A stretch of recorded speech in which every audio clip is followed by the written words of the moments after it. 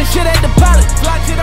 Niggas be broken, be sobbing, but still talking shit like they violent. Niggas is broke. So, over the past couple of weeks, I've been getting this rap as this Russell Westbrook hater. And I get it, I've had my fair share of criticizing Westbrook.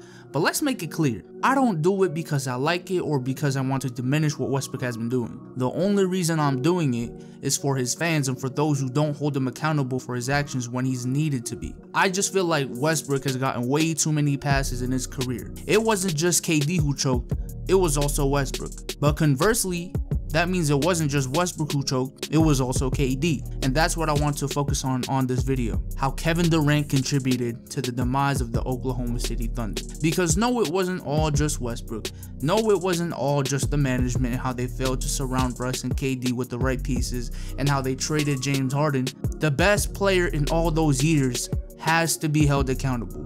And that's what I'm trying to do in this video. Hey, but before we continue though, I want to let y'all guys know that I am officially selling B-Souls merchandise with custom designs and collaborations with merchandise to the max.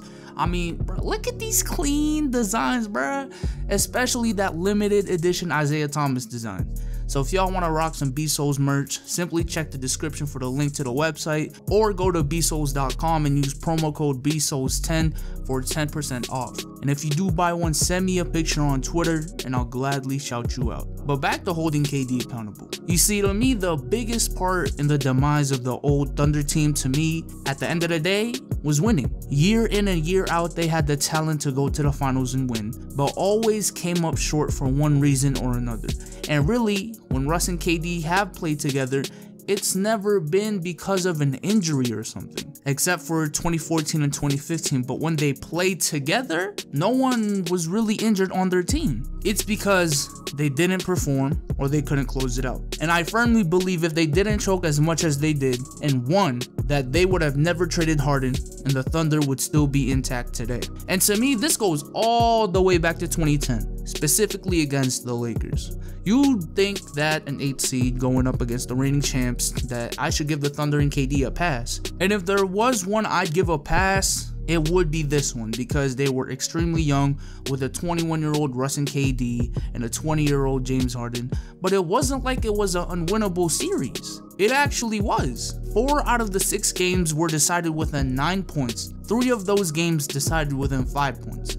Game 1, KD shot an abysmal 29% from the field and 13% from 3. In Game 2, down by 2 with 2 minutes remaining, KD gets an offensive foul. The Lakers score on the other end, making it 4. And in the next possession, KD turns the ball over again. A minute later, after Russ hits 2 free throws and Jeff Green hits a shot and brings it within 1, KD fouls Kobe. Luckily, Kobe missed one, and coming out of the timeout, the Thunder were down by 2. KD takes a contested 3. A contested 3, you didn't even need to take a 3, nonetheless a contested one, and misses, and they lose that game. And in Game 6, at home, with the series being 3-2 in favor of the Lakers, in a game that was literally decided by a Pau Gasol game winner, KD shot 22% from the field. Now I know Russ did also go 0-4 in the last 2 minutes, but KD didn't even take a shot. And if he was efficient the whole entire game and didn't shoot 22%, I believe they could have easily won that game. And who knows what happens in Game 7. Now let's fast forward to Game 3 of the Western Conference Finals in 2011.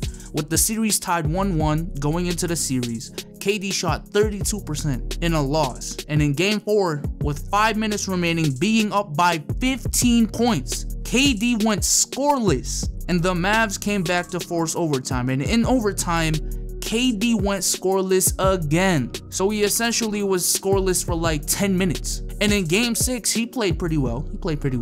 But once again, down the stretch, the Thunder couldn't close it out. And it was primarily due to both Russ and KD. In the last 3 minutes of the game, up by 4, they won a combined 2 points, committed 2 turnovers and a foul. Again, another winnable series that KD had as much of a hand in blowing as much as Russ. Now in 2012, KD played phenomenal. Not much you can ask more.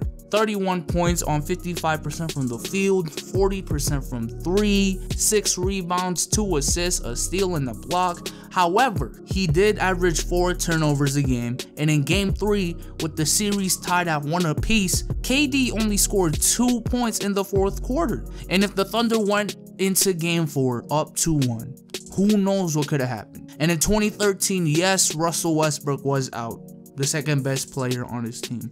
But against the Grizzlies, all 5 games were still decided within 6 points. And in the last 2 games of the series, KD shot 30% from the field and averaged 5.5 turnovers per game within those 2 final games. And in his MVP year against the Spurs, honestly, I think he played great again, except in the closeout game, where he had 7 turnovers, and in overtime, he went 0 for 3 from the field. And finally, 2016 against the Warriors. Again, he had a phenomenal stat line of 30 points, 8 rebounds, 3 assists, 2 steals, and 2 blocks. Yes, that is amazing. But he did have more turnovers and assists at 3.5 turnovers per game, and when it came down to it, he could not close it out alongside Russell Westbrook. Let me say that again. They both could not close it out. Not one or the other, not just Russ, not just KD, both. And so we go to game 5, where KD shot 39% from the field and couldn't close it out. Game 6, where he shot 33% from the field at home, went scoreless in the last 5 minutes, while mind you, they were up by 7 at the 5-minute mark. And finally, game 7, where it simply took too late for KD to get hot, as before the 4th quarter, KD was only shooting 40% from the field, while the Thunder had as much as a 13-point lead, and they let the Warriors end the 3rd quarter on an 11-2 run. And I think, even just looking at last offseason, I feel like KD was a huge part in that too, and how much of a bad rap Russ has gotten this year to some people. I mean, remember, the whole time in 2016, he was adamant in denying the rumors that he was gonna leave, and was even making fun of Steph Curry and the Warriors early on. If the Thunder had some indication that KD was gonna leave, and if he wasn't so adamant of making it seem that he was gonna stay, they could have traded him before the trade deadline and got a lot in return. And even in the offseason, remember, the Thunder traded Ibaka for Oladipo to appease KD's need of getting a 3rd scorer to go along with Russ and KD, and structured their whole offseason on getting pieces to surround both Russ and KD. And once Durant left, Russ was stuck with a team that was clearly not built for him, and now he's getting this bad rap that he averaged a triple-double, but they weren't winning games, when to me, it was extremely surprising that they even were and made the 6th seed. And I think if the Thunder knew that KD wasn't coming back, I'm not too sure if they would have even traded Ibaka in the first place, because Russ could have definitely used a stretch big that played defense and switched off screens for him this year. So as you can see, it clearly wasn't just Westbrook, it was also KD. Now again, let's make it clear, this video is not to relieve Russ from accountability or to just blame everything on KD. This video is to simply show that they both took a part in the demise of the Thunder core that had so much potential. And I just feel like when it comes to Russ and KD and how people talk about their part in breaking up the Thunder, there's no in between.